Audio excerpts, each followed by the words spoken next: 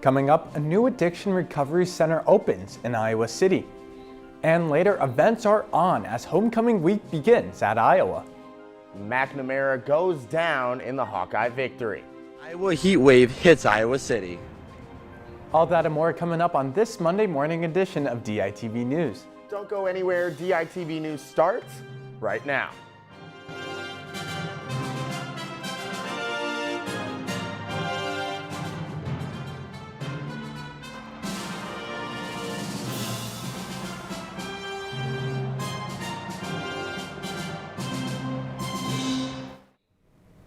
Good morning and welcome to DITV News, and thank you for listening to KRUI 89.7 FM. I'm Johnny Valtman. And I'm Michael Merrick. On Wednesday morning, don't get alarmed when you receive an emergency alert on any or every device nearby. At 1:20 Central Time, a national emergency alert test will be sent out to all Americans, providing an example of what would be heard if a threat were to rise. FEMA has confirmed that these will be two tests, one for the emergency alert system and one for the wireless emergency alerts. These tests will only last 1 minute and no public action will be required. Yesterday, the organization Houses into Homes held their annual Comfort Food Cook-Off fundraiser. The Home's second year hosting this event. There were 19 different dishes served from all sorts of chefs in the community. People tried food and casted their votes while also providing funds. This fundraiser was to bring people together while also supporting the Houses into Homes mission. We provide beds, furniture, and household items to individuals and families coming out of crisis situations. We also provide a really great opportunity for volunteers and donors to make a big difference in their community. Something that we're really passionate about is educating the community about furniture poverty, which is something that's not really talked about. What we want people to know is that there are people in our community who are living without those basic comforts of home.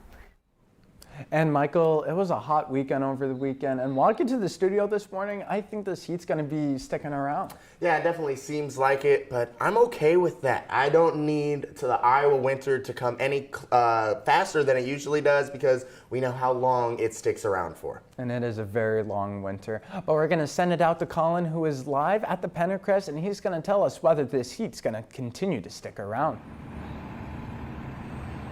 Yeah, thank you guys. I'm currently live at the Pendercrest right now. We're 62 degrees out, and well, as you guys were saying, with the way the sun's been showing up lately, I'm going to try to keep my summer tan for as long as I can. Now, as we look into today and the forecast, there seems to be little to no clouds out right now with a high of 89 degrees today, though tonight it'll drop down to 61 degrees with still clear skies. Tomorrow looks to be similar with 89 degrees as a high again, and maybe a few extra clouds to create some shade. However, with the week ahead, Wednesday and Thursday will have highs in the mid-upper 70s with a potential for some slight showers Wednesday morning. And as we get into the weekend, the Midwest way of suddenly changing the weather on us quickly approaches, as temperatures should be in the below the mid-60s as our highs and could drop as low as mid-40s. Back to you guys in the studio. Thank you, Colin. Over the weekend, the U.S. government faced a possible shutdown if a new spending bill wasn't passed by Saturday night. I have more on what went down this weekend in D.C. After weeks of delegation, the United States House of Representatives passed a temporary spending bill late Saturday night to avoid a government shutdown. I ask Congress will stay in session the next 2 weeks, continue to work to get this done. The bill will continue to fund government agencies and provide money for disaster recoveries. Aid for Ukraine is not in the bill, something the White House and lawmakers on both sides wanted. The strongest economy in the world today, the strongest economy in the world today. We have more to do. Make sure the American people and our allies and friends around the world know what we're doing. The new budget was passed with bipartisan support, which could see Republicans attempt to remove Speaker of the House Kevin McCarthy from his position. I do intend to file a motion to vacate against Speaker McCarthy this week. I think we need to rip off the Band-Aid. I think we need to move on with new leadership that can be trustworthy. Working for a new spending bill with the deadline now pushed back to November 17th. And one of the Hawkeyes' favorite weeks is this week. Homecoming brings the Hawkeye spirit alive throughout Iowa City. Hannah Lipsky is live at the Pennercrest with more on the festivities that homecoming brings to campus. Thanks, Johnny. I'm at the Pennercrest where they started decorating for homecoming. Homecoming in Iowa City is more than just the parade, the football game, and Caitlin Clark, as there's plenty to do between now and Saturday. The event tonight is the popular homecoming bingo. Tomorrow there will be a homecoming blood drive, Ruckus at the Rack, and in Iowa on display as Mayflower residents have lights in their rooms to spell out IOWA. Wednesday we'll have the multicultural block party held at Hubbard Park, while Thursday we'll have the faculty and staff coffee bar and the Iowa Shout. I thought homecoming in high school was fun, but do I love it way more in Iowa City? Back to you guys in the studio. Thank you, Hannah. The Iowa City Sober Living Home had its grand opening over the weekend. DITV reporter Jordan Tovar has more. Iowa City Sober Living held an open house at its new facility on Sunday, and its founders were excited about the support it has received. It's overwhelming, the amount of support and the number of people who have come to the open house. And then you put on top of that all the donations that have come in, and since we purchased the house, all of the additional help. So it's been, it's undescribable. And despite just getting ready to open up, they've already had 16 people apply or are getting ready to apply within the coming days. One of their goals is to give a sense of community to women who are struggling with addiction.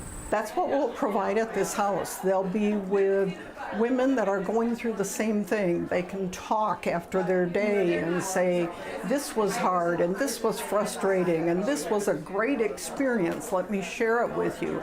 To commemorate the opening, the two co-founders released a butterfly into the wild as a symbol of the women's growth who come through the program. But by the time they spend 3 months, 6 months, maybe a whole year with us, they will turn into a beautiful woman just like this little critter here. And while the program isn't covered by insurance, they're always looking for donations, and you can donate at the link shown on screen.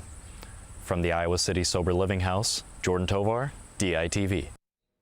And the weekend festivities continued on as the city of Coralville celebrated its 150th anniversary with a family-friendly bash at Extreme Arena. DITV reporter Angelica Torres has more. On October 1st, the city of Coralville celebrated its 150th anniversary with a family-friendly birthday bash at the Extreme Arena from 2 to 5 p.m. So it's an anniversary celebration celebrating Coralville's 150th anniversary. We're really excited. It's really been a year-long worth of celebrations, and this is sort of the ending event. All attendees had free access to family-friendly activities, including live music, free food, and free admission to the Johnson County Historic Museum on the first floor. We've been able to have so many people here today, really kind of just enjoying not only about Coralville's history, so that's why a lot of the tag, when you see that rich history, bright future, kind of all tying together and really give the opportunity for all of our kind of Coralville stakeholders to be engaged with their residents and get to experience all the wonderful things that Coralville has to offer. The birthday bash ended up with the iconic singing of Happy Anniversary at 4 p.m. by the Coralville staff. From the Extreme Arena at Coralville, Angelica Torres, DITV. Thank you for that, Angelica, and happy anniversary, Coralville. Taking it back in Iowa City. Michael, this weekend I saw the blackout game. It was on NBC, and it was a sold-out Kinnick Stadium, and the atmosphere there just looked incredible. Yeah, Johnny, I was there at the game, calling it for KRUI, and it was just electric in there. The fans did get a little bit quiet and started to fall asleep as the offense wasn't scoring a lot, but the Hawkeyes did bounce back on primetime. And DITV's Aiden Wirtz and AJ Reistert have the highlights and more from Iowa's Saturday night win. After an abysmal loss to the Penn State Nittany Lions last week, the Hawks were looking to bounce back in another primetime game against the Michigan State Spartans. The boys in black and gold started the game by slinging the ball around, which the crowd absolutely loved in Kinnick. First, a little dish off to Deontay Vines, whoop up the sideline with a spin move, then over to Nico Ragaini to set up a field goal, with Drew Stevens drawing the first blood on a 40-yard field goal. Unfortunately for Hawkeye fans, they wouldn't be seeing much more of number 12 as Cade McNamara went down with a non-contact injury later in the first quarter. I don't want to speculate, but it's, it always is concerning. The guy has to get helped off the field. You feel bad for any player who gets injured, but in his case, it's rough. The Spartans were slicing up Iowa's defense with slant and mesh routes, leading to their first points of the game, a Jonathan Kim 31-yard field goal to tie it 3 points apiece. But the backup quarterback, Deacon Hill, came in to save the day, throwing a 13-yard touchdown pass to Eric All in the second quarter.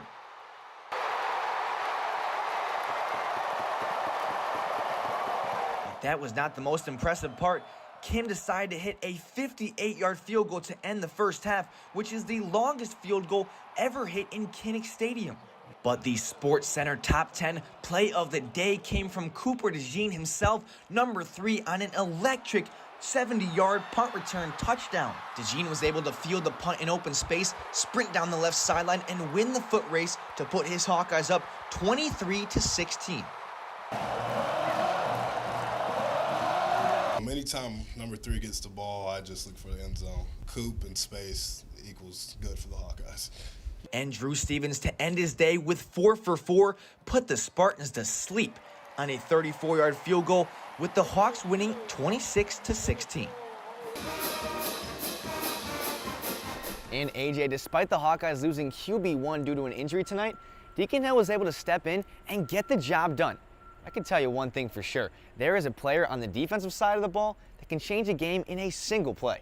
And I think I know who you're talking about, Aiden. It's none other than the fan favorite, super duper Cooper DeJean. And tonight he had the chance to show off his true skill set in front of Hawkeye fans. You mentioned the pick in the back of the end zone and the punt return for a touchdown.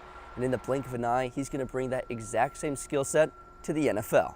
Really good players don't look like they're grinding or working that hard out there, but they are.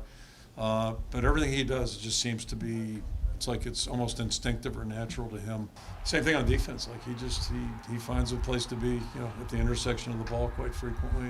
Well, Aiden Cooper certainly had himself a night, and we'll see if the Hawkeyes can replicate something like this next weekend against Purdue. Yeah, AJ, absolutely. That number 3 is just an electric player to watch. As for Deacon Hill moving forward, Kirk Ferentz mentioned he will be the starter, barring any information about Cade McNamara. From Kinnick Stadium, AJ Reister, Aiden Wirtz, DITV Sports. Thank you, guys, and it'll be interesting to see how the Hawkeye team looks with Deacon Hill at quarterback for likely the rest of the season. But the Iowa field hockey team had a pair of Big Ten matchups over their weekend also. We'll take you to Friday. Hawks taking on the Buckeyes in Iowa's Big Ten home opener. And in just the 15th minute, it's McKenna Webster for the Buckeyes off the corner. She finds the net. Ohio State leads 1-0. Moving on, it's Schlack. She has the ball, and she's keeping it on a string through defenders before firing it into the box. And it's Van Alsum who scores it, tying it up at 1 apiece. But in the third quarter and under 5 to go, it's Brenna Bowe who scores off the rebound. And Iowa loses its first game of the season, 2-1. They would bounce back with a 3-1 victory over Michigan State on Sunday. And Iowa soccer welcomed the Rutgers Scarlet Knights into Iowa City yesterday afternoon for their annual Pink Out game.